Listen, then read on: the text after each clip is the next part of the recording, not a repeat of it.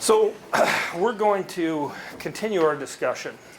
We're not going to spend much time really at all in the book. We're going to continue our discussion on organizations you might want to work for. And part of what we talked about last time is trying to match up things that are important to you with qualities of an organization that you might want to work at. And so the initial assignment was to try to find an organization and research it. So I thought we'll start with, good morning guys. I thought we'll start with just kind of some of the steps I would go through to research an organization. And I've got some examples up here of some thoughts that I have as I'm thinking about an organization. And you know, this research that we do, we're doing it in the context of finding a place you might want to work. But this is something we actually do all the time. When we're looking for a product, we research a vendor in this way. One of the things as an organization, when we partner with someone, whether it be buying equipment from them or buying software from them, whether we're going to resell that to our customers or use it internally, it's very important that we align ourselves with that organization as a partner. We never refer to one of these people as a vendor. They're always a partner. When you have a vendor relationship, you have a lot of finger pointing and it's always somebody else's fault. Philosophically, a lot of organizations will consider those people partners. And so we will go through this type of research on any organization that we're going to buy something from. So it's actually something we do quite a bit of. So I always start with the website. You got to be a little careful from a website perspective because in theory it's a marketing piece for that organization, so they're only going to say good things. But a lot of times it'll tell you about things that are important to that organization. Keep in mind what people say and what people do are sometimes two different things, but at the root of an organization, they're going to try to communicate what they stand for through their website. So my example that I'm going through today is that software company in Australia that I was talking about last week called Atlassian. They make a series of products that are really geared around helping organizations develop software. So they have a group chat piece of software. They have a code review piece of software that helps you go through and identify bugs. They have a piece of software for tracking projects and bugs. So that's kind of what they do. One of the most interesting things that I found from their website is when you go to company and about, the first thing you see is their focus on teams. And they talk about their leadership team, but they also go into great detail on what each of their teams do. And I thought that was an interesting approach. They don't talk about their products first. They talk about their employees first and what the teams do. To me, that was something that kind of stood out. One of the interesting things about these guys is just about like any tech company, they were started 10, 15 years ago by a couple of 22-year-old kids that couldn't rub two nickels together. They're each worth about $2 billion now. But they also each went through a couple of failed attempts at starting a software company. So one of the things, and this is just a personal thing for me, but one of the things I look for in an organization is a commitment to the community that they're working in and living in. And to me, that says a lot about the organization, that they care a lot about things in addition to just their bottom line. One of the things that I found intriguing about Atlassian is what they call their 1% impact. They donate equity to the company, shares of the company. They actually donate to organizations. So if the company does good, those organizations have a constant source of revenue potentially. The other thing I thought was kind of cool is they donate, each of their employees are allowed to work up to 5 days in a calendar year at any charitable organization they want, and doesn't cost them vacation. There's a lot of organizations that do that. If I remember right, the way these guys do it, and I thought this was pretty cool, they actually donate, each of their employees are allowed to work up to 5 days in a calendar year at any charitable organization they want, and it's doesn't cost them vacation. There's a lot of organizations that do that. If I remember right, the way these guys do it, and I thought this was pretty cool, it makes sense to want your employees to be engaged in the community for a few reasons. First of all, it's good for the community. If you have a healthy community, you have a healthy organization. But second of all, organizations don't do these things just because they're charitable. So the reason they want their employees in the community and working is because it's a great recruiting arm for them. People in the community notice that, and when people are looking for jobs, they think about and hear about those types of things. So they can take up to 1 week, but they do have to, so if I want to take a day and work at United Way, they make you take some vacation along with that. So if I work 2 days, I might have to take 4 hours of vacation. So they want the employee to have some commitment too. It's not just a day off of work. They want the employee to be invested to some extent in it too. And I think that's cool. I think that says something about their culture.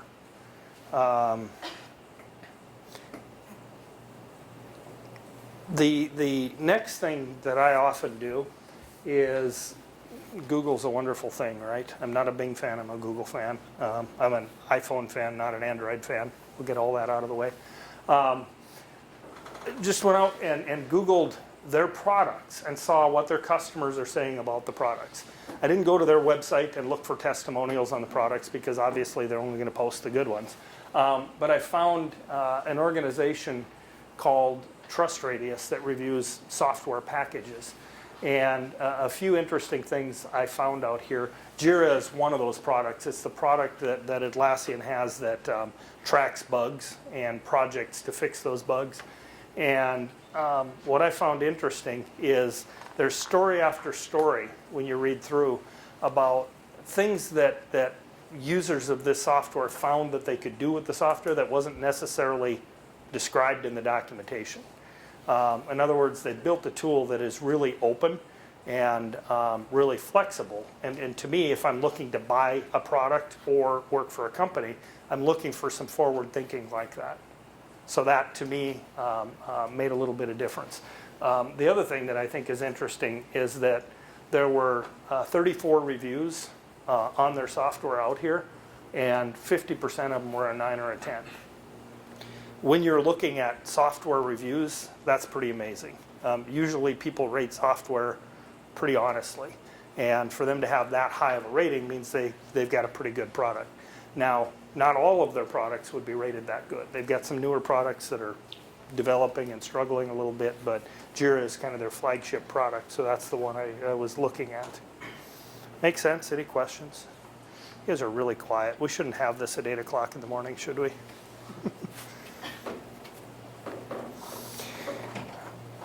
This I thought was really interesting. I found another article just on the web, and it was on a website called Management Innovation Exchange, and they review management practices, policies, procedures at organizations, and look for uniqueness within there. Well, there is about a 5-page article out here on the employee performance evaluation process that Atlassian uses. And it talks in great deal about the things they value in their employees and how they rate their employees from a peer perspective and from a supervisor perspective. And it gave me a little bit of an insight into what it would be like to work there, because if I know as an employee how I'm going to be rated, I know what it's going to take for me to perform there as an employee. This, by the way, if you're into this type of reading, I can send you guys the link for this. It's really an interesting way to do a performance appraisal. They have completely turned that whole process on its head, and it's actually pretty cool.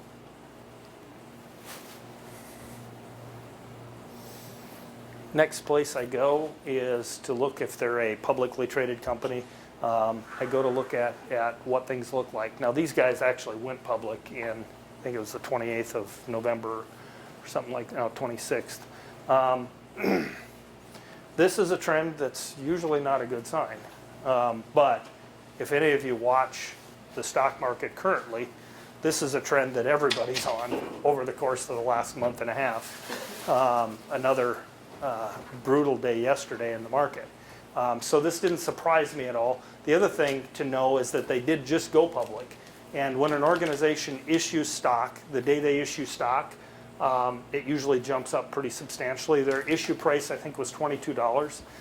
By the end of the first day, it was at $28.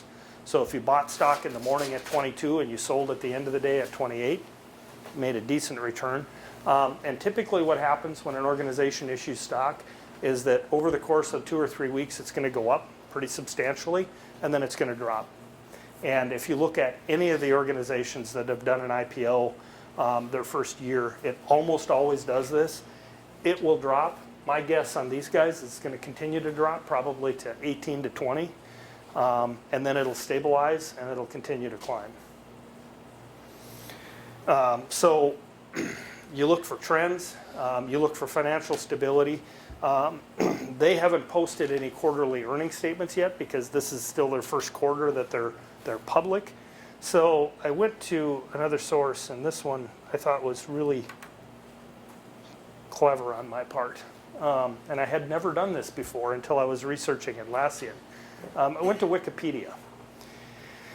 Atlassian was a privately owned company, so they don't have to publish their financial statements. But obviously there are people that know about the financial statements. Well, do you guys use Wikipedia for anything, ever doing papers or anything like that?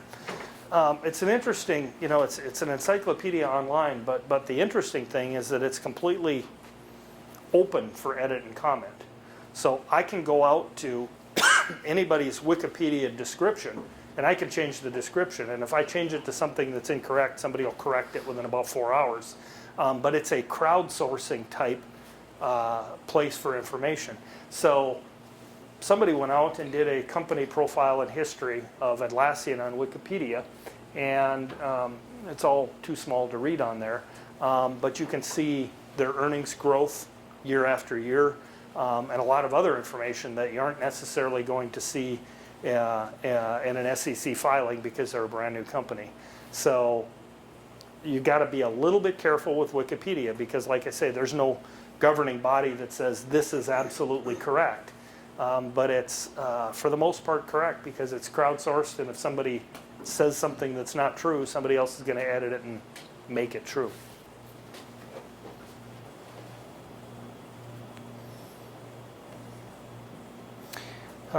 Next, I talked a little bit last time about Glassdoor. Glassdoor is it's an organization that builds and collects information from employees about organizations.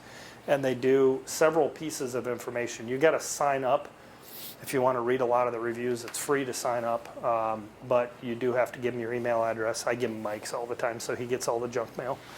But they review organizations. They talk about salaries, and this is all employees posting. They talk about what the interview process is like.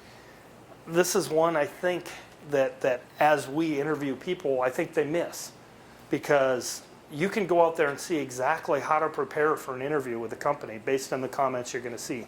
You're going to see what the interview process was like. You're going to see if they liked it or they didn't, what sort of questions were asked, all those types of things. So it's a really good piece of information that I think gets overlooked.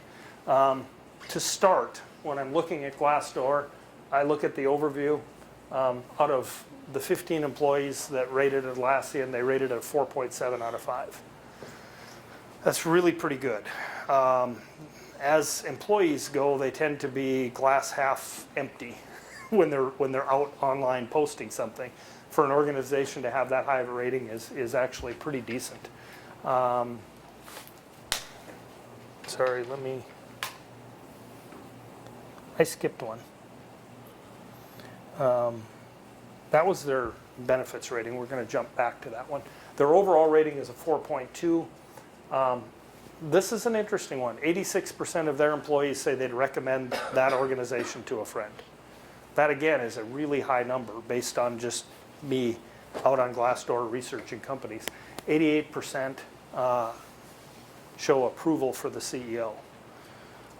Being a CEO, although I am not a CEO, I know some, it's not an easy job. And it's not often a job geared around popularity. The CEOs have to make a lot of difficult decisions that employees don't always agree with. For an organization to have a CEO rating of 88% is actually pretty astounding.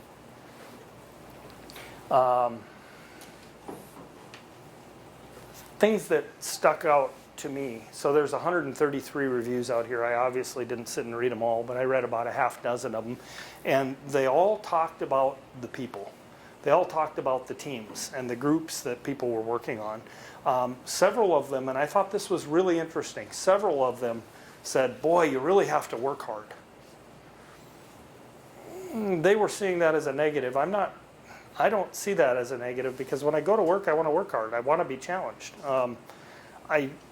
I know of people that have jobs where they don't have enough work to do, and it's the longest day you can possibly imagine when you don't have enough work to do. So some of these employees, like this one, said challenging in all the right ways. That to me is pretty favorable. As I read some of them that said, there's always too much work to do. Well, that's kind of life. If you're going to work for an organization that isn't overstaffed, you're going to have a lot of work to do. That's just the way the workforce is going to work. If you work for an organization that is overstaffed, you got to wonder when the cuts are coming. And so part of what I like to prepare people for is that oftentimes, and I can say this about our organization, we never open up a position until we probably have too much work. Because we're not an organization that wants to lay people off. We don't, as a project comes along, we don't hire people and then lay people off. And most organizations function that way. That's not unique to NISC. And so many times, people, when they post things out here, are going to say it's really busy. To me, that means it's a healthy organization. Not busy, not good. This was the benefits rating, and it was a 4.7. And they go through and talk in great detail about what the benefits are. One of the things I can tell you is that I didn't ever think benefits were important until I got off of my parents' health insurance and was on my own and had to have a wisdom tooth removed. $2,400. Benefits are really important. And so make sure you're considering that as you're thinking about where you want to work. And ask a lot of questions of other employees and of that employer on their benefits. Glassdoor does a really nice job of laying out what benefits that organization provides, which is really pretty cool. I mean, obviously, as you're working with an organization as a potential hire, they're going to give you this information. But in addition to that, you can go out and validate. Now, there are some things, different things are really important to different people. And when I look across the employee base of the employees that Deb and Mike and I work with, the strangest things are important to different people. And that doesn't make them good or bad. We've got employees that honestly, one of their favorite things is that we can wear shorts to work every day. Andrew's wearing shorts. I don't quite get that, because when it's 15 degrees, I'm not a big fan of wearing shorts. But some employees like that type of thing. We had an employee, and bear with me, I'm going to go on a little tangent. We had an employee that left our organization, went to work for a really good company in Minneapolis, and happened to be back in town for a weekend. And one of our folks had ran into him, and he said, "How are you doing? How's the job going?" "Oh," he said, "I love it." And Ed said, "Well, what is it about it that you love so much?" And so he couldn't quite put his finger on it. And Ed said, "Well, is it pay?" And he goes, "No, pay is pretty comparable." He said, "Well, is it the benefits?" "No." "Is it the dress?" "No." He said, "Well, I think the number one thing is everywhere we go throughout the office, they've got free soda and candy bars." It was important to him. It's not something that's probably ever going to show up on here, but it was important to this guy. Again, I'm not sure that would be important to me, but different things are important to different people. And part of your job as you go find a job is to find out what's important to you and make sure that fits with that organization. The work from home one is really interesting. And a lot of organizations are starting to embrace this. I am not a person that could work from home every day. I have the attention span of a chipmunk, and there is no way I could work from home every day. But I find it incredibly rewarding and flexible to be able to, last week, Well, actually Sunday morning I woke up, my house was 58 degrees. My furnace quit. So I worked from home for a couple of hours on Monday while I was waiting for the furnace repair guy to get there. Those types of things are important to employees, and they're important to understand about an organization. What is the policy on the ability to work from home if you need to? Or, you know, a lot of organizations just let people work from home every day if that's what they want. Some positions that works well for, other positions it doesn't. But at the end of the day, those are important things to think about. What are, you know, so if I look at this list of, some of these are benefits, other these things are what I would consider their internal social policies. You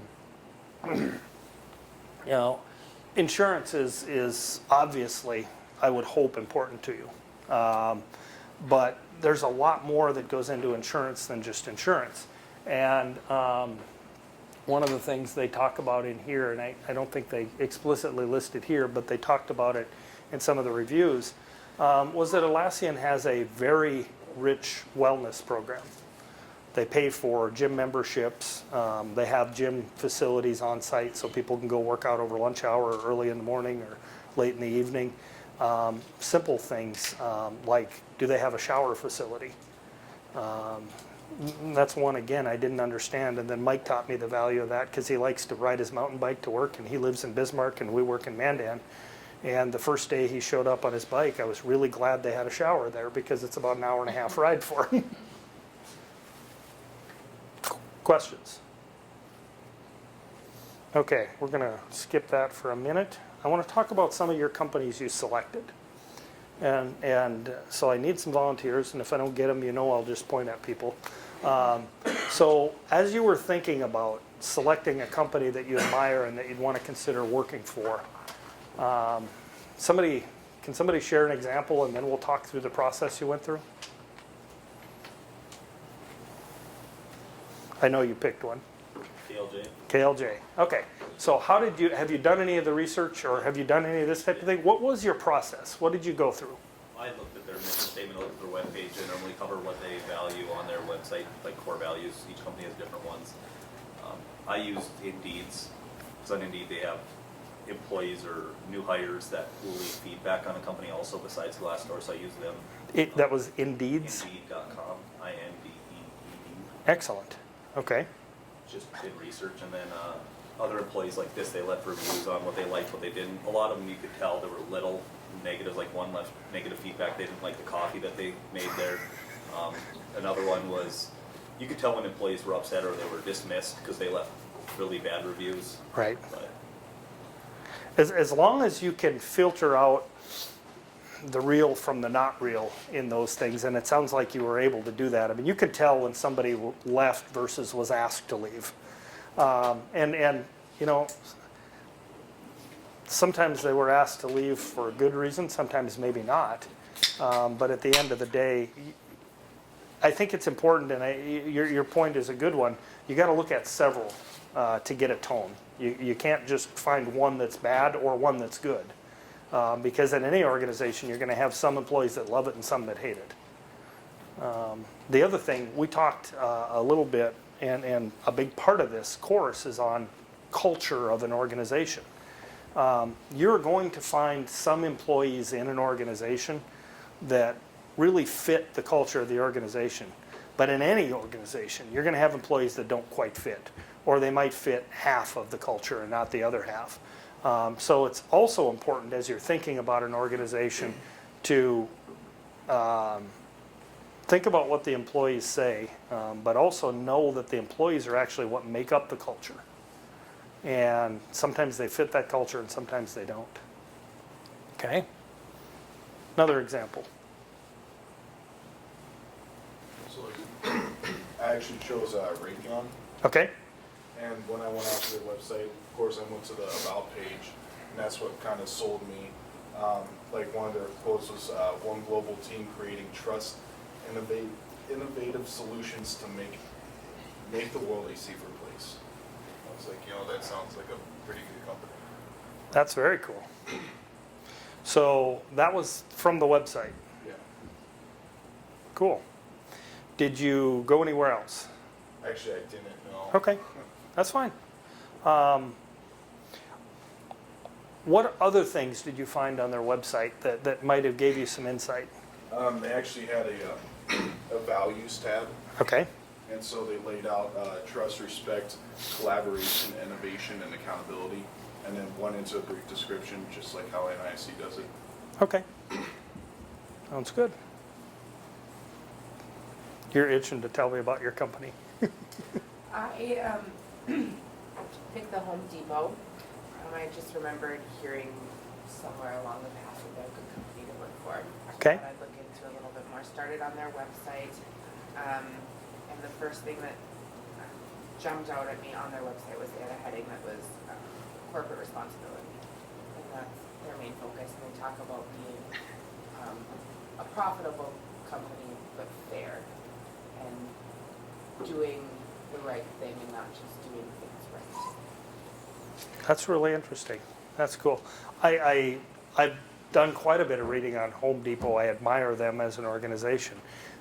They went through a really rough time, and they closed a bunch of stores, including the one in Bismarck, right after they opened it. And they really took a hit for that. But at the end of the day, I give them a lot of credit because they ended up laying off 2,000 or 3,000 people through their store closings. And they just took a beating for that, but ultimately what they did is saved the jobs of about 25,000 people by making some really hard decisions.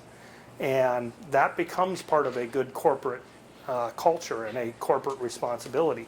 Now, if they close stores and lay people off every other week and just willy-nilly do it, that's one thing. But the way they did it was very strategic, and they are actually reopening stores in a lot of those communities that they had to close stores in I think that was 2007, 8, and 9 when they ended up closing some stores.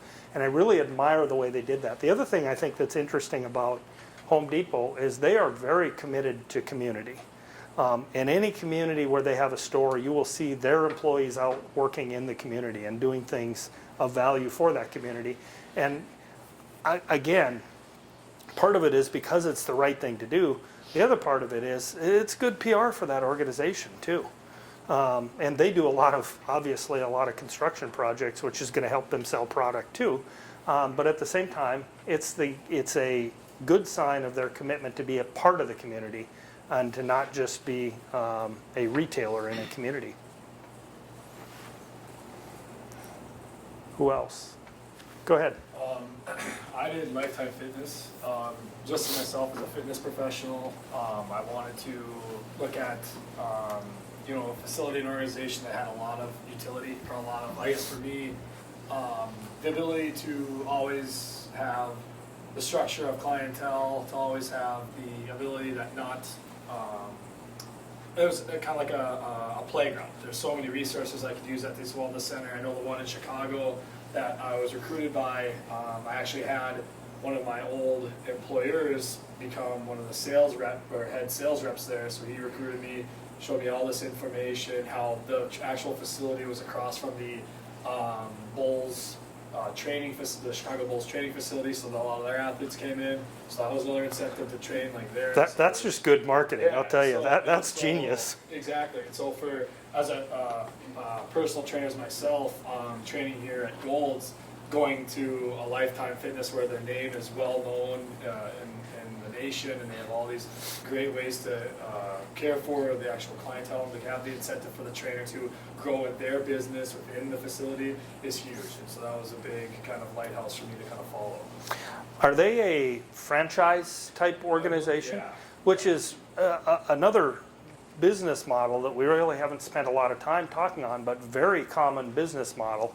And it's a really interesting model because the franchisor, the person selling the franchise, is only successful if the franchises are successful. So they often spend an awful lot of resource making sure that the people are properly trained, that the stores are in the right location. Location is everything for an organization like a fitness company. And it's a really interesting business model. I do a lot of traveling. I'm usually every other week I'm somewhere other than here. That's a Jimmy Buffett song. Another story. But the interesting thing about some of these fitness centers is that some of them are in such good strategic locations. So if I'm traveling, I want one to be reasonably close to my hotel. I used to be a member of a gym that had a good national network, but the gym was usually somewhere in the most obscure location, and it was based on where they could find the cheapest land. And they eventually pretty much went bankrupt because they hadn't paid attention to, and I don't blame the franchisees, I blame the franchisor, that parent organization, for not helping their franchisees select the right location. So it sounds like they kind of have it together. That's cool. Who else? You've got one. Okay. I can do firsthand based on electric power cooperative since I'm an intern. Just from the first start was amazing experience in itself. So I mean, I have firsthand. I have 2 cousins that work there, and I'm seeing why they chose of all of like the companies, why that or whatever. But even the community aspect, because I got to take part in the backyard basin. They grow produce and give back, which is huge. So I mean, day after day, they do stuff that I wouldn't think they would.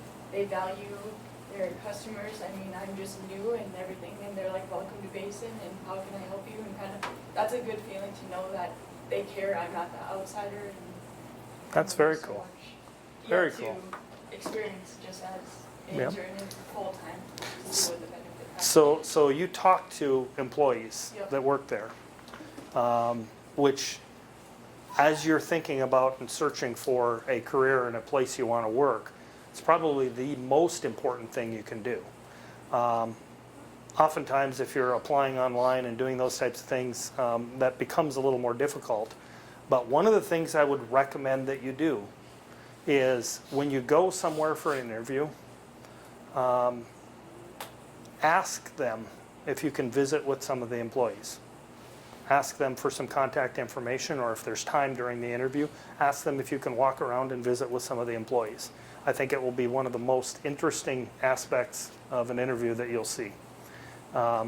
If you walk around an organization during an interview, you can tell if people are smiling or not. And if they're smiling, it usually says something about what their day is going like. Now, are you going to see people smiling at every job every day? No. I've often said the reason that I have been at the job I have for the last 26 years is because it's fun. But I can honestly tell you that not every day is fun. Some days suck. There's no way around that. But at the end of the day, when you get to the end of the week, there's more days that are good than were bad.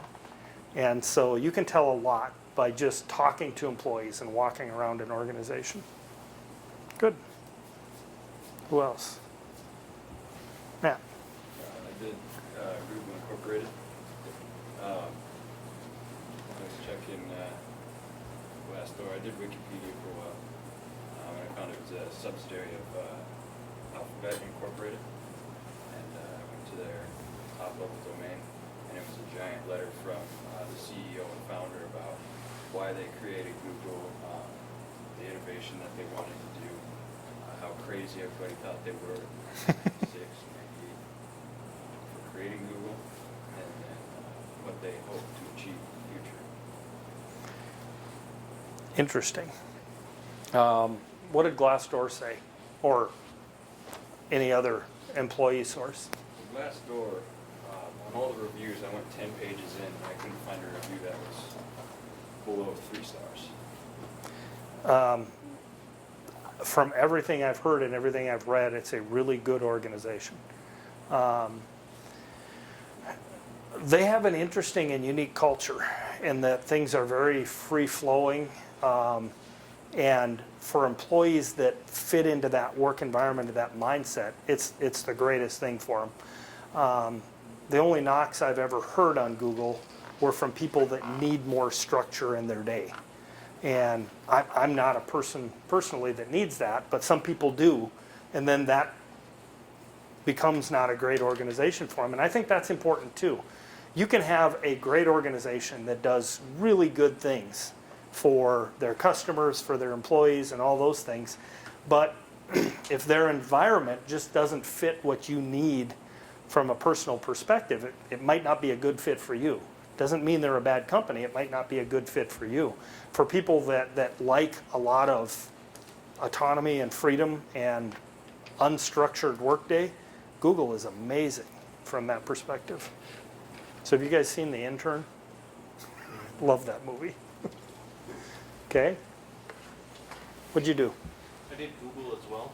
Okay. From previous research, I noticed their benefits kind of focus on the work hard, play hard aspect. So if you, So they have good health insurance. a lot of, you basically can take a nap whenever you need to. That enticed me, but it was more of like, I've come accustomed to the work hard, play hard lifestyle. So just work to get something done and then just take it easy and you don't get, the backlash from it. So it's like I just took care of like 4 projects. I'm just gonna have a cup of coffee and enjoy it. Cool. One of those. Very good. So very similar to what Matt saw. That's good when we come up with the same answers when we're looking at the same material. What'd you pick? CHI St. Alexis. Excellent. So what'd you find? Well, personally, I work there now as a CNA, Okay. and so I'm in contact with a lot of people that work there, obviously. And first, like, just having that first-time experience, meeting the nurses I work with, and just the people, they're just always looking to help and always looking to serve others, which is just really amazing. And then I went on the website. I wish I would have went on to Glassdoor and just see what I could have found, but I went on the website and I was just looking at the mission statement, and one thing that really hit me is they just talked about social justice and reaching out to the community, and I know we do a big part in that. The core values align with what I believe too, and so that was good to see. Excellent. Plus they have a really good kickball tournament. I have a part of what Deb is going to talk about next week is servant leadership. And we talked a little bit on Tuesday about leadership and leadership leadership is an action, it's not a position. I have had the good fortune to get to know, outside of a work environment, much of the senior leadership from CHI. I participate in a charity event with many of them, and it's been really interesting. And what I can tell you about the culture of that leadership group at CHI is that group understands servant leadership. They understand that if you're going to lead, you do that by serving those around you. It's been amazing to get to know them and watch how they operate outside of their work environment, and to see, if you really want to see the character of a person, you get them outside of the job, because everybody has a job to do, but at the end of the day, they are who they are. And I have seen amazing things from a servant leadership perspective from the leadership of CHI. I'm so impressed with that organization. What'd you do? I did an organization called Change It, and it's a mobile app that allows you to just donate your spare change to the charity of your choice. I picked it because I really like technology startups, and then I also have a big passion for social entrepreneurship. So it's a B Corp, and it's a really small team, which is I would rather work for a rather bigger, really small organization. But I found it. I was looking on their website, and they have a lot of core values, and they, like Atlassian, they have volunteer hours that I think it's 25 that they get to give. Each employee gets to do to the community, and I found them because I was looking at tech startups that are that give back, and it was a list of 20 companies, and that's where I found it. That's really cool. So you took something that's important to you, which is a social responsibility, and you found organizations that lined up with that. Yeah. Excellent. Anybody else? So Mike, tell me about an organization you admire. I'm going to put you on the spot. You didn't know I was going to ask you that. You know, I was thinking about that a little bit. I was thinking of the Minnesota Twins, and this lends to, you know, a strong belief on what their mission and what their end product is. They're a family-friendly organization. They look to cater to families. I have a family. I take a lot of pride in our family. I look for an organization that also values that as well. And then seeing how they get to that point. You know, you can say what you want about sports. You know, it's a big dollar maker, big salaries and whatnot. But you look at the Twins organization, they're not necessarily one that, you know, spends hundreds of millions of dollars on like a free agent pitcher or anybody like that. Instead, they like to grow their employees or their athletes. So they build them through the draft. They build them through the minor league system, eventually get them up to the majors. When I look at an organization, I look for that as well. Do they invest in their employees? And do they look at building them from the ground up? And Minnesota Twins value that as well, and I look for companies that look at that too. So I have to tell you another Mike story. Are there any baseball fans in the room? Okay. So, Bad example, there's not many in here. okay, so Mike is a fanatical sports memorabilia collector. He has an entire basement full of autographs. I mean, if you name a professional athlete, he's got 3 or 4 things signed from that athlete. And he particularly likes the Twins, and one of his favorites is Torrey Hunter, a longtime all-star from the Minnesota Twins. And he goes to all of these events and gets things signed, right? And I always told him that he's borderline a stalker on these professional athletes. And I realized I'm absolutely correct one day because we're walking through the Detroit airport, Mike and I are. This guy walks by us and he looks at Mike and he goes, "Are you following me?" Mike, he knew him by name. And I looked at him, I go, "Mike, that was Torrey Hunter." He goes, "Yeah." So at NISC, we have customers across the entire country. And in my traveling days, in my single traveling days, I use that as an opportunity to see the sights. And that's something that meant a lot to me in the job. And I did a lot of traveling, went to a lot of sporting events, and I happened to see Torrey Hunter in a 6-week span in Minneapolis, Kansas City, and Dallas. When I saw him in Dallas at the baseball field, he goes, "Man, you're everywhere. What's your deal?" So then at that point I explained to him, and then we saw him in the airport the next time. So it's a personal connection, I guess. So part 1 of your assignment was, and I'm not done picking on you yet, Deb. Part 1 of our assignment was to select an organization. Part 2 of that assignment is to describe how you would position yourself and how you would sell yourself to that organization through a cover letter and an interview process, or basically how would you get hired by that organization. And so we're going to do a little bit of discussion on what do you think an organization is looking for when you're sitting in an interview? Off the top of your head. And we're going to, by the way, we're going to go around the room again, but I'm going to do it a little more random this time, so you aren't going to have as much time to prepare. Think about you sitting in an, I'm assuming everybody in here has been in one form or another of a job interview. Okay? So think about when you're sitting on the other side of the desk in that interview. In your mind, what is that potential employer looking for? Looking for skills that apply to the position. Okay? Communication skills.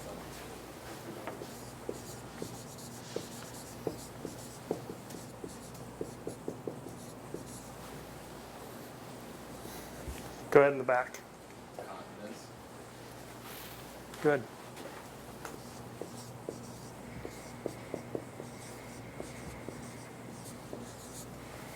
Skills, by the way, we're going to talk about these a little bit as we go. Skills is a difficult one to measure in an interview. And when you think about that, employers are always looking at skills. But think about, from an interviewee perspective, think about how you can communicate what your skills are because, yes, Mike? Because a lot of times, like if I'm a technical person, I can't show them that I can configure an intrusion prevention system. So I have to be able to communicate. I think that ties in with the skills because a lot of times in an interview process, you're not going to have a good opportunity to demonstrate your skills. You're going to have to talk about your skills. So how many of you are IT majors? Okay. So the example I'll use is IT. When we have our job descriptions or any job posting that you'll see even outside of our organization, it'll list some technology in there. You know, whether it's Windows Server, Linux operating systems, networking, it could be anything. And at some point in the interview, we have to assess your skills because there's a lot of value in some of the other items that we talked about, but at the end of the day, there's a job to do. And you're going to be asked questions that you don't know the answer to. You know, for example, I'll ask you Linux skills, you know, like a command. Tell me how to set a DNS server on a Linux operating system. Does anybody know that answer? You don't have to answer it, but do you? What file do you edit to configure DNS on a Linux server? Matt knows it. Okay. Matt? The host file? It's actually etcresolve.com. Okay. So you might not know that, but do you know how to do it on a Windows server? Do you know how to do it on a Windows desktop? The idea in an interview is you might not know the answer, but you have to demonstrate an aptitude to figure something out. And your example is a really good one because the host file is where it starts to look for things, so you're showing a thought process. So you might not know exactly where it goes, but you know where to start. That's what people are looking for from an interview perspective. And take us beginning to end of the thought process. You know, you won't know the answer, but can you figure it out? That's almost more valuable than demonstrating the skills, because when I look at things we do each day, you know, Doug, he probably only knows 10% of his job. But the other 90% he's able to figure it out because of that application. I can hear you. I'm standing right so that's here. all I got about the skills, so go ahead. Okay. Yeah, we'll talk about that later. My review isn't until June, I think. That's part of, as a technical person, that's been the hardest thing for me to understand. Because as a young tech person coming right out of school, I had a lot of technical skills, and I assumed that they would all just translate into what I was going to do every day. And what I quickly realized is that this program that you're all sitting in, this 4-year program that you're all going through, is not, in my opinion, going to teach you the skills you need in a job. It's going to teach you how to interact with employees. It's going to teach you how to learn, and it's going to teach you how to solve problems. The problems you're going to solve are going to be very different from the ones you're learning about in school. But fundamentally, it's going to teach you how to do the things you're going to need to do in a job. Mike gives me grief about this all the time. And we go back and forth on the merits of a degree and what that degree is. I'm of a philosophy from a degree standpoint. A degree says you can start and finish a project. It says you've obviously got to get good enough grades to pass, so you're reasonably intelligent. It says that you know how to learn, but it doesn't, to me, say you know anything about what the job is you're going to do. And I think that's important to understand. Now, I'm talking more about the technical field, potentially the marketing field, some of those types of things. Obviously, if you're going into medicine, we hope when you get out of medical school that you know what you're doing specifically.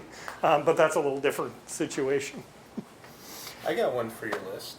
Go ahead. Team fit. You know, fitting into the team that you're eventually going to be part of.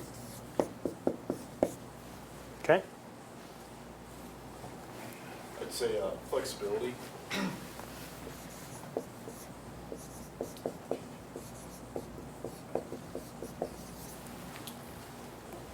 That's an interesting one because That's one of the things that becomes really important as an employee is you've got to be pretty flexible, you got to be pretty agile.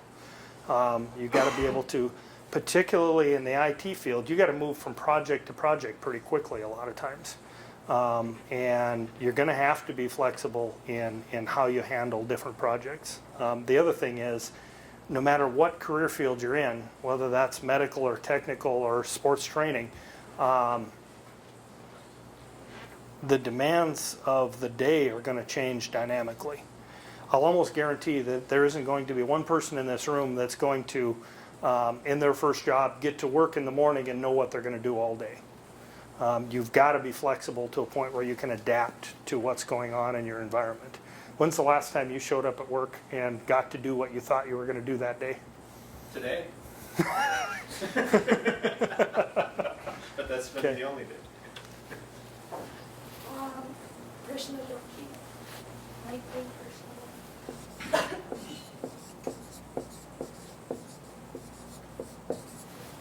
Good. I would say maybe a sense of ethics or honesty.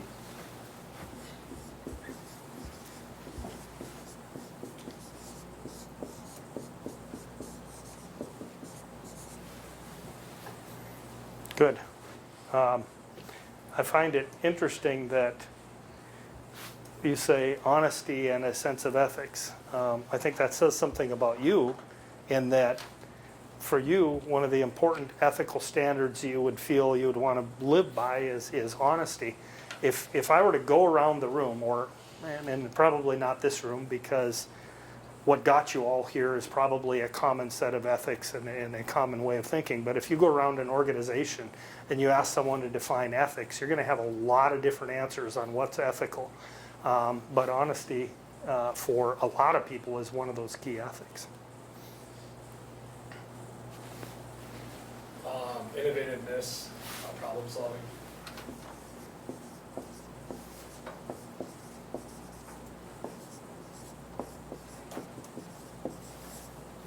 Okay? Matt? Attitude. Attitude. Good one or a bad one? You know, I'd like to add something in with attitude, and this kind of goes into the category of bad interview experiences, not me as being the interviewee, but being the interviewer. Attitude is something that shows right away, and you're going to be asked the question more than likely of why you're looking at our organization or why you're looking to leave your current organization. And right then and there, you have the opportunity to show an attitude. And in some cases, maybe the current situation that you're in is negative. Maybe the work environment is negative. Maybe the company's mission is negative or the philosophy is negative. But as soon as you show that negative attitude in front of a potential customer or a potential company that you may work for, that's a bad situation. So you have to figure out how to spin that into a positive.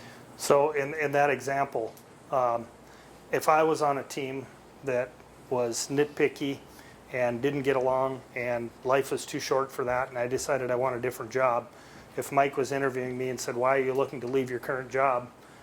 I would tell him I'm looking for a team that I can fit onto and contribute to in a more efficient way. I wouldn't say the people that I'm working with right now are bitchy. That might be a bad way to approach it. And when I say that, I've heard that in interviews, so I'm not making that up. I've actually heard in interviews, well, the people I work with, they're just terrible.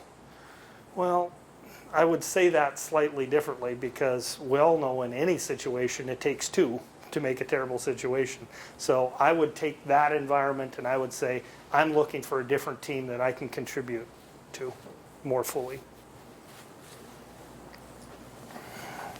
I think I got you already, didn't I? No. Yes, I did. Kind of piggybacking off of confidence and communication, how engaging you are. So if you just answer the question simply and don't take it further. The longest interviews that I ever sit in are when we're asking questions And the answer is yep or nope. And the most positive interviews have been conversational, which falls into the engaging topic that you mentioned. I'd say ambitious. Good.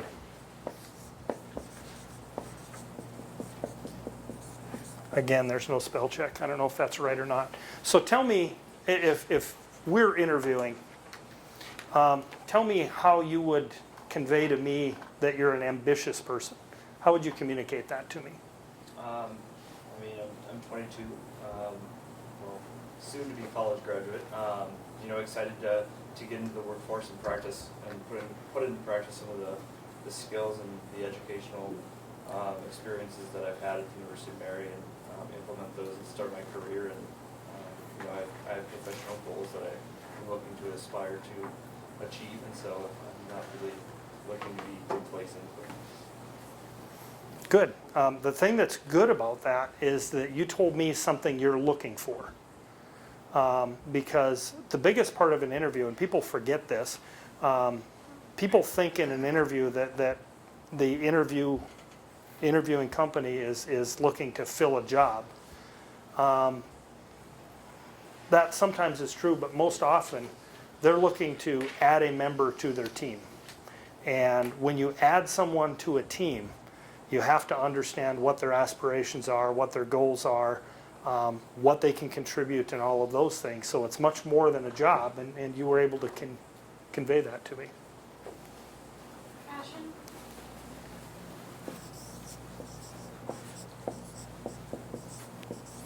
One of the questions I often ask in an interview is, tell me something you're passionate about, whether or not it has anything to do with work. So what's something you're passionate about? Community service. Good. And why? I just, it's something that I've always been involved with, and then it's something that I've been able to bring to this campus through student government and things like that. And I've just gotten so much from it, so if I can put on something that, like put on an event that someone else can understand, like the feeling that I get when I'm giving back to the community, then it makes it all worth it. Excellent. And that explanation really helps with this, with fitting on the team. Because when you share a story or an experience like that or an interest, then I look at a team of 10 people and I think of, okay, this person, this person, this person, this person share that same interest. Or it could be, you know, give me another interest that somebody's passionate about, you know, outside of work. And You know, well, just for an example. And if you give that to me, then I can think, you know, this person, and this person. So that becomes a better teammate because you have some similar interests. if I get asked that question in an interview, and take this in the form of advice, I would answer that question in two parts. And sometimes I lead with my questions a little bit where I say, give me something, whether or not it's work related. If I were asked that question in an interview, I would give them two answers. I would give one answer about what I'm passionate about in the job that I'm interviewing for, what really interests me, what makes me stand out from the other candidates in the job. And then I would also give them something I'm passionate about on a personal level. Because that shows, and the other thing that employers are looking for is they're looking for a well-rounded person. In all honesty, out of all of the interview process and hiring and employment processes that I've been through, the best employees are the employees that are a well-rounded employee. If all they do and think about is work, they burn themselves out. And it becomes a short-term relationship because you can only do that for so long. So I look for people that are passionate about things at work and at home or in their outside of work life. I was going to say something that kind of goes along with team fit, just that you'll fit in with their culture of the organization. Good.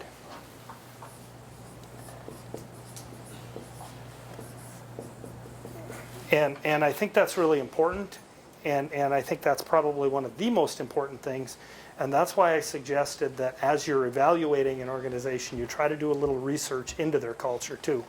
Now, if I was in an interview and I was trying to get hired into a position, I would actually ask that question. I wouldn't wait to be asked. I would ask a question about the culture, and then I would demonstrate how I would fit into that culture. I think that the most difficult interviews are the ones that are one-sided. To Mike's point, they have to be very conversational. Probably ability to adapt fast.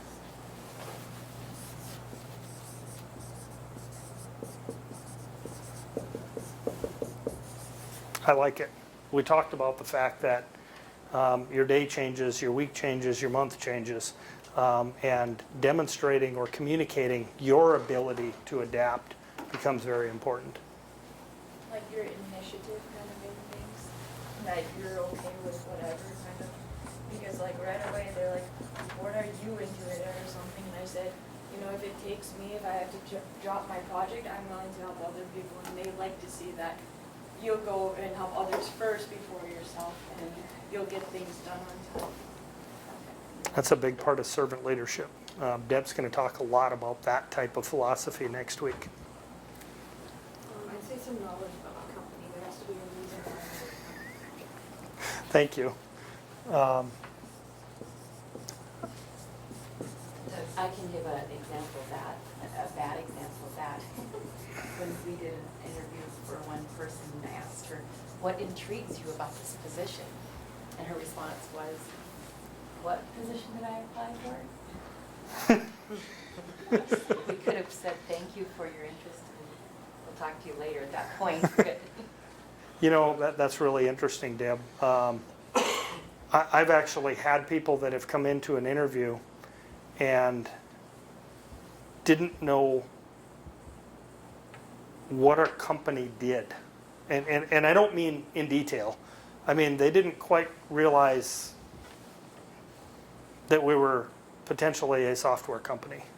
So I asked them what drew them to us, and I would have expected to say, I see what products you do, I think I can contribute, those types of things. They said, well, they told me about it at job service and said I should apply, and they literally did not even know what we did as an organization. So knowledge about the company is really important. I can't tell you from sitting on the other side of the table when we're doing an interview what a turnoff it is when a potential employee hasn't at least spent 10 minutes on the website. It is, but, and you wouldn't think, I mean, that just seems like common sense, but we interview people every week that don't do that, and they often don't make it past that. Oh, sorry. I missed you in the back, sorry. It sort of piggybacked off of what you said about skills and confidence, but the willingness to learn. Obviously, you won't know everything during a job, so you're going to learn most while on the job. I'd like to add to that comment. Some of the new hires, and usually the skill set coming in might be you're working in the college campus, help desk, you might be interning. One of the questions I always like to ask is, during the course of your day, you have some downtime. What do you do with it? Okay, why would I ask a question like that? It's exactly what you said, the ability to learn. So our expectation is if you'd have some downtime, okay, I'll be on a team, I have a team of coworkers, maybe they're working on something that I could say, hey, can I see what you're working on? Maybe I can learn from you. Or you could research something that you know your skills are weak on and you need to build in your current job, or you could ask your supervisor what some of the areas gauge what you're unfamiliar with and do some research. When I've asked that question, I've had, whether this probably falls more under honesty, which I can appreciate. A candidate says, well, when I have nothing to do, I just read the news. You can spin that a little bit, but when you have that downtime, use it as an opportunity to build your skills where you're weak at. I thought too, just in case someone didn't like that, the first one was character. Who are you as a person when no one's watching? I think that's pretty huge when I was thinking about like going into the medical field. There's a lot of situations where it's maybe just you and the patient or a situation like that. Who are you like in those situations? And the other one I was thinking was commitment. When things get tough or you come to adversity, there's always going to be challenges along the road. Are you going to be able to commit to the situation, commit to the team, commit to the project? Excellent. Character's an interesting one. When nobody's in the room, what's your character? We heard from Mike that his pants are at his ankles when nobody's in the room, right? That's terrible. I have tried, and that CEO that had that video has since retired. I have tried to get that for our employee awards banquet, but I haven't been able to get it. This is the good stuff. Mine's a combination of skills and communications. If you can do that effectively, you're showing critical thinking. That's important in IT. Absolutely. The thought process you go through to solve a problem is more often more important than solving the problem. Because the problem is not going to repeat itself the same way in IT, but the thought process you went through to solve that problem will. You already went. Deb. From the other side of, these are all wonderful, and I think when we look at the interview questions that we have, this is such a great list. And some of the things that, to dig that information out is, at the end, if they haven't asked you something you know is a good thing for you to tell them, share. There's a few more things I'd like you to know about, and share some examples of that. One of the things that is on there too is that you're doing the performance, or are you a performer? What is your capability? Take something that you've accomplished and drill down into it, and explain how you did it, and what you did to get there, and even what didn't go right. And that's one of the things that we look for too, is that fits in with the honesty is, you know, I didn't get this done right, this is what I learned from, and here's how I'm going to improve it. So those are some of the things when we're doing the interviews that we do ask to try to dig some of this out. The other part that we sometimes do is, and all of them have a little different look to it, but even go to lunch, you are still interviewing at lunch. And how you treat the server, how you treat people around you. Did you pick up that trash that you saw along the way? All of those things are part of the interview. It does show who you are. It does show your character. We do meet with the team, and we ask the team to share with the potential team member what's challenging about the job and what they like about the job. And that way they get the real look of the job, and you can see if there's some collaboration between them and the team that may happen. So those are some of the things that we do and that we're looking for. That list is a great list. That list is a really good list, and there's a lot of similarities. I threw this up here as our last kind of point for the day. To Deb's point, I want to shift a little bit and talk about what we or I look for in an interview. I'm going to add one more to I'm that. sorry. I'm gonna Oh, add I'm sorry, one more to Scott. that list, and it has to do with character, but when I was doing interviews for my company, accountability. And it's how willing are you to throw someone else under the bus when something goes wrong. And I think that's where a lot of culture breaks down, is when people are not accountable and they're not willing to take the bullet or to say, you know, be accountable and say, look, I screwed up, this is what I'm going to do to fix it. Instead, they throw someone else under the bus, and all of a sudden the whole team, it dissolves an entire team. Thank you, Scott. I thought you were waving at me to tell me to watch the time, but thank you for that. My favorite interview question is, tell me about a project that you've worked on that has failed. Because we've all worked on something that didn't work. And there is no right or wrong answer other than the answer that it failed because it was somebody else's fault. That accountability piece. If somebody tells me in an interview, well, the reason this failed is because this person didn't do what they were supposed to and that person did this, that's a big red flag for me. Take accountability. Tell me about what failed and tell me what you would do different if you were going to do it again. And most of the time, the reason things fail is because of leadership and what I can tell you is, if you're on a team, a group project, I've got a 15-year-old daughter that just did a group project at school. This is a kid that is ridiculously good grades, and she got a B on a project, and she was just furious. And as I'm asking her about what went wrong on the project, she told me, well, this person never showed up for our meetings, and this person didn't submit their things. And at the end of the day, I looked at her and I said, well, it sounds like you didn't step up as a leader. And she looked at me and she said, okay, maybe you're right. But ultimately, it's not someone else's fault. It's what could I have done different to get ourselves out of that situation. It's all about accountability, Scott. So these are the things I look for in an interview. The interesting thing is skills isn't on here. And the reason skills isn't on here is because I can gauge skills through a lot of these other types of things. The technical skills, we have ways we can gauge, but obviously skills are important. Eye contact. I cannot tell you how many interviews I sit in where people are not making eye contact and engaging with the people in the room with them. It is so important. Body language. I interviewed someone not so long ago, and they were literally just kind of slumping in their chair, and their shoulders were down like this, and I'm looking at them and I'm going, it doesn't look like, I mean, if I'm interviewing for a job, I'm on the edge of my seat. I'm excited about the opportunity to be there. Just getting an interview is kind of a privilege. And I'm looking for someone that is on the edge of their seat and excited to be in that room. And I want to be able to see that through their body language. Honesty, to me. And we can discover honesty through a series of different questions, but ultimately, the way I look at that is my question of, tell me about a project that failed. Because somebody that's going to be honest is going to tell you what they could have done to make that project successful if they ever did it again. And Doug, with that honesty and the ethics, you know, we all like to, talking about the failed project, to have the humility.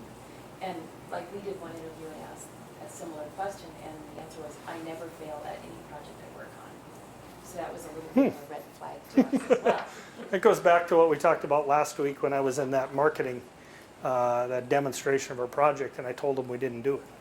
At the end of the day, they said, well, if you had said you could do everything, you'd be lying.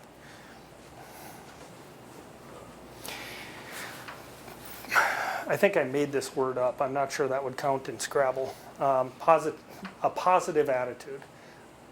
When I'm sitting on the other side of a desk in an interview, I'm looking for someone that is telling me positively how they can contribute or why they might be a good fit. I'm not looking for a sales pitch because we're going to get that through a conversation. But at the end of the day, if there's a negative tone to that interview, ultimately what I'm looking for is how that person is going to collaborate and fit on a team. The first piece of this is how you're going to fit into the organization.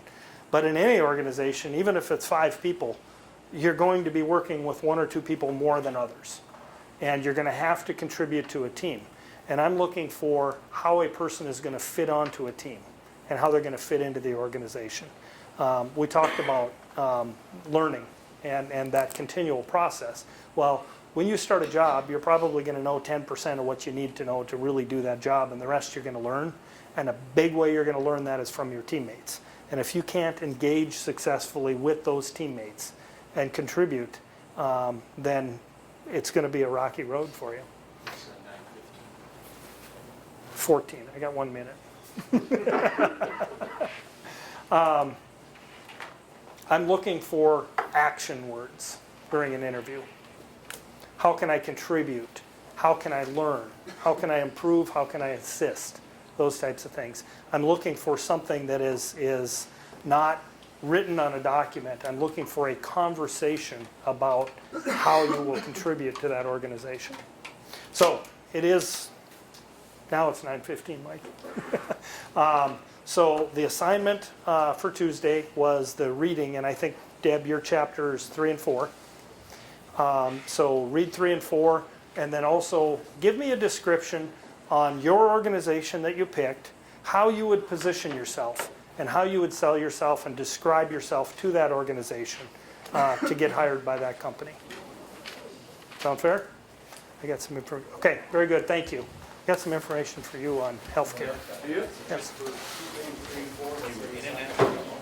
Chapter 3 and 4 to prepare for Tuesday. So are your cousins at Basin? So the interesting thing about healthcare and cooperatives is I could not find any primary care facilities, clinics, hospitals that are cooperatives. And part of the reason for that is many times they're organized as they're organized as nonprofits. And there's a slightly different tax implication between a nonprofit and a co-op. So a lot of times they're not organized that way. But what I did find, and this was really interesting, there are several cooperative service organizations that function inside of hospitals. So 2 or 3 hospitals will collectively form a cooperative for radiology services, for instance. And they will buy the equipment jointly, and they will operate that entity as a co-op, distributing any margin back to the nonprofits. Oh, that makes sense. So that's typically what I found from a reference standpoint on cooperatives. Okay. I was thinking about that too, because like, when you were talking about the cooperative standpoint and the tax was going back to the members, Right. I was just thinking like, how would that work? You know? Yeah, exactly. And so I think that's part of why hospitals aren't structured that way. There's a lot of dietary services. I found some cooperatives that do dietary services for a couple of hospitals. Oh yeah. You know, and some of those services within is where I found the cooperatives. Do you remember Mike Kraft? Oh yeah. That's my dad. Are you serious? Yeah. Oh, that's awesome. I was talking about him yesterday about you, and he was like, "You know Doug?" Absolutely. Oh yeah. Well, tell him hi. He was saying that at racing, they'll do something where based on the cooperative, and they come together to have they're starting this thing where the doctor is coming on site. And that's the kind of thing that he's kind of talking to me about. It's like, that's really interesting. That's very, and we've actually looked at that. We don't have quite enough employees in any one of our locations to do it, but we've looked at that, and I think it would be a really cool service to provide for our employees. So I'm anxious to see, I know that Basin was starting that process. I'm anxious to see how it's going for them. Yeah. That's cool. Now, Basin's a great organization. There are so many people there that I admire that do an amazing job, and they do their job in a servant leader fashion. Your dad's one of them. He's just an amazing guy. Yeah, I'm very blessed with the parents I have. That's very cool. Yeah, but thank you for looking into that. Oh yeah, no problem. If you ever need anything, information, or just want to visit, let me know. Sounds good. Thanks, Doug. Thanks, appreciate it.